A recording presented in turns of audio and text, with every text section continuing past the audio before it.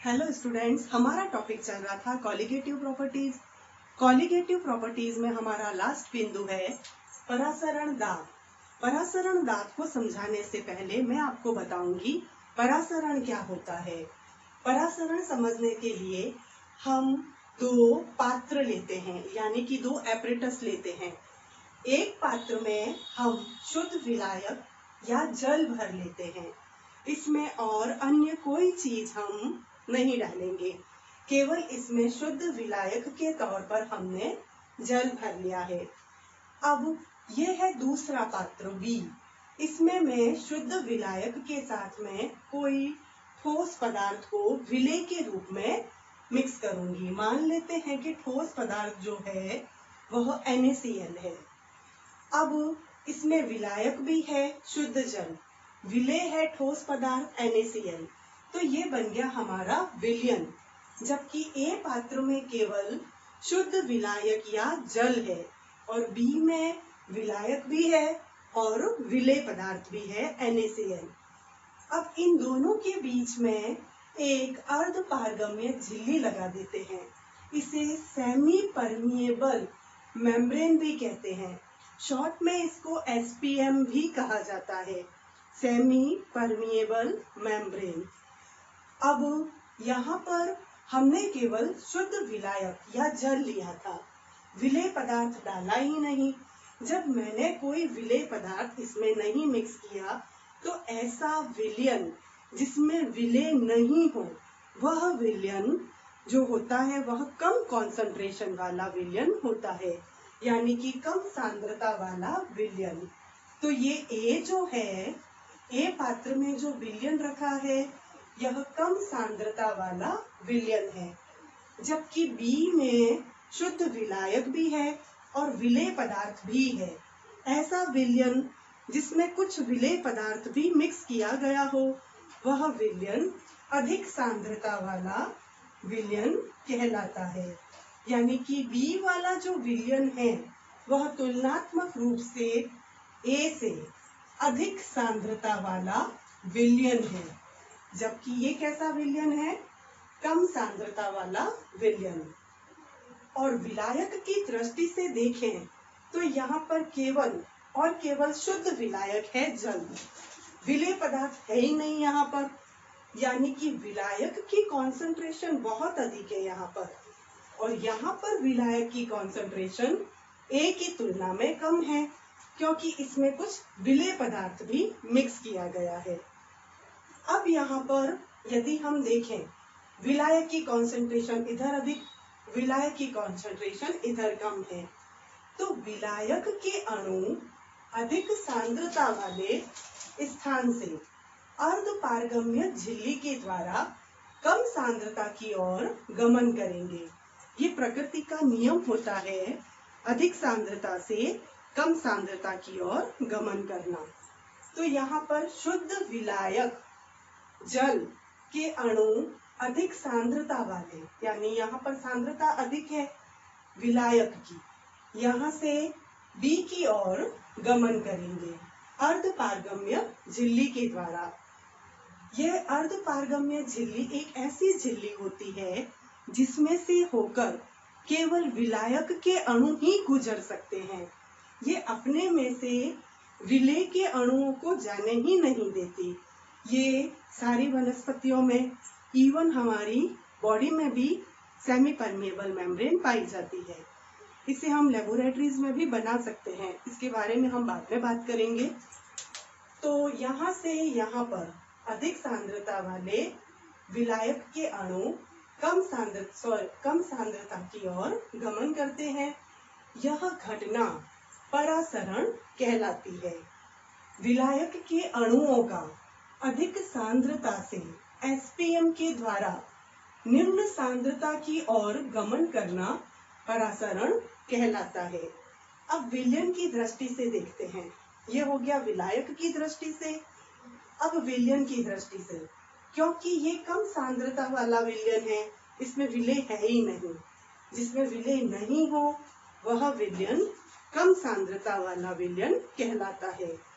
तो यह कम सांद्रता वाले विलयन के जो अणु हैं ये एसपीएम के द्वारा यहाँ से यहाँ आएंगे। कहाँ आएंगे? बी पात्र की ओर, जो कि अधिक सांद्रता वाला विलयन है। क्योंकि इसमें कुछ विलेय पदार्थ है तो इसकी सांद्रता इससे अधिक है, तो कम सांद्रता से अधिक सांद्रता की ओर विलयन के अणुओं का गमन होगा।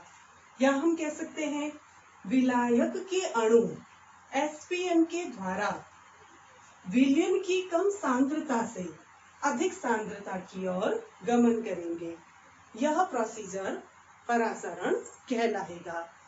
कुछ बुक्स में कम सांद्रता से अधिक, कुछ में अधिक से कम दिया हुआ है, हमें कंफ्यूज नहीं होना है।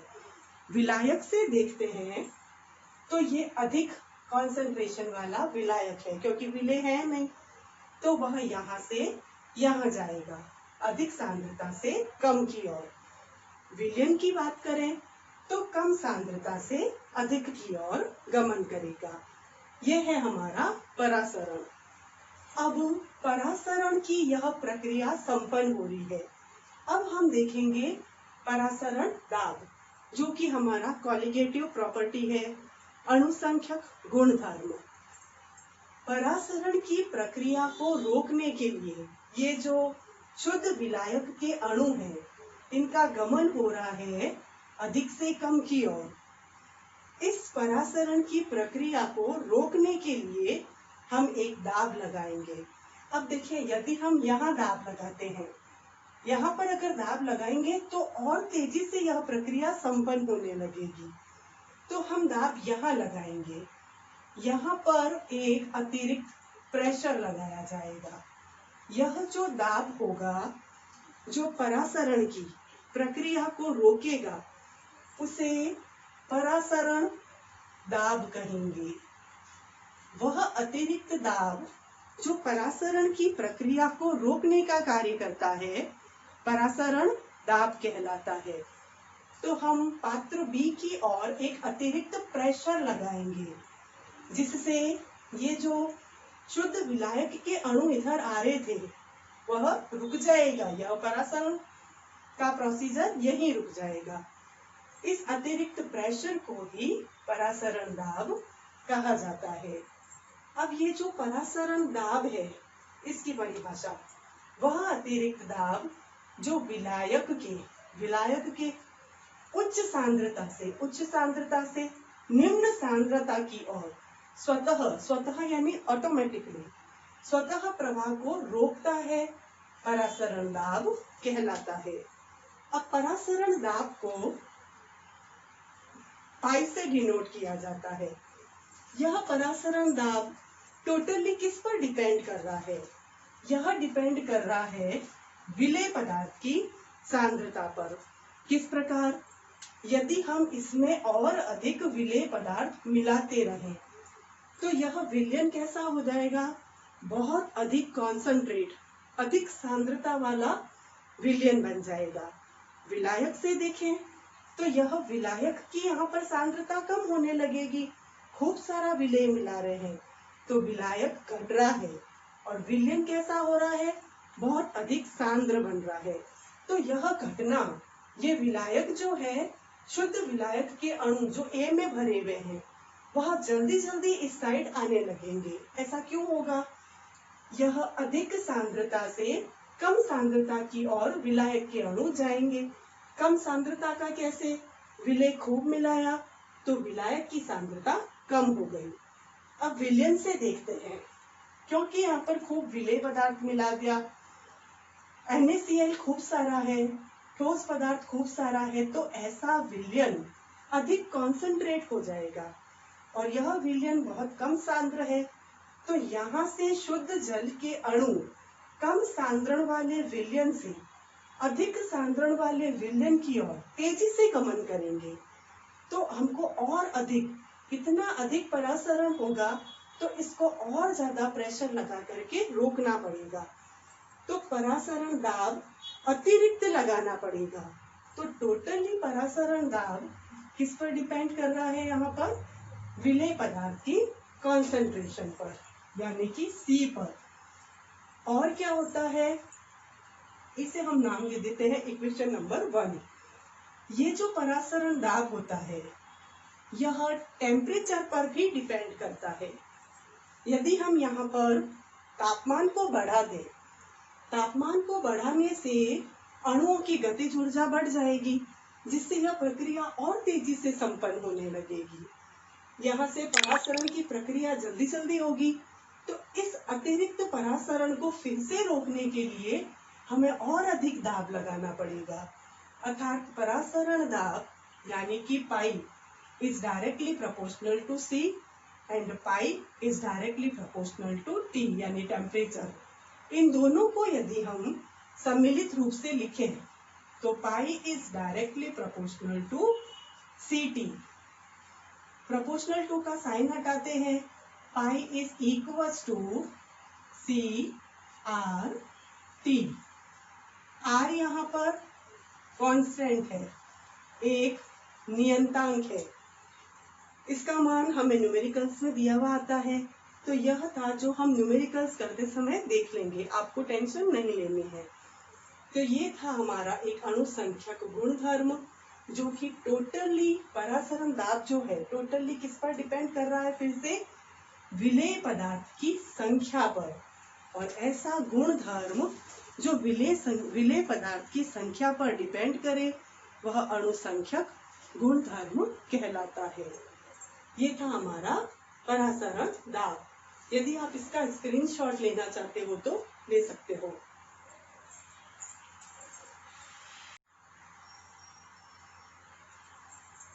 अब हम करेंगे प्रतिलोम परासरण। प्रतिलोम परासरण करने के लिए हमने फिर से दो पात्र ले लिए हैं।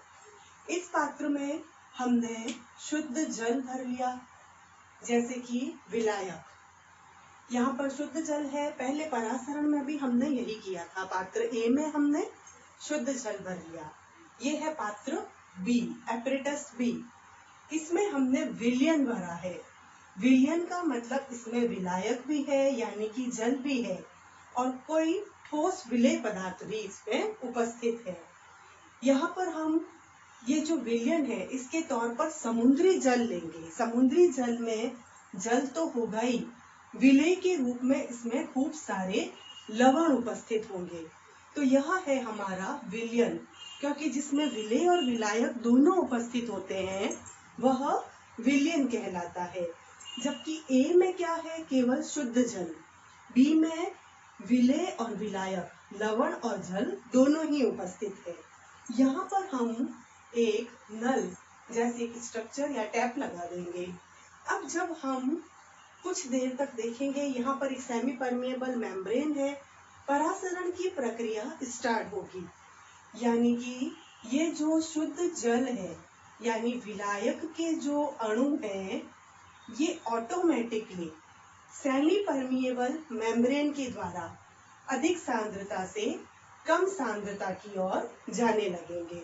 कहने का मतलब परासरण की प्रक्रिया ऑटोमेटिकली होने लगेगी। ये अभी थोड़ी देर पहले मैंने बताया था, अधिक सांद्रता से कम सांद्रता की ओर विलायक के अणुओं का जाना।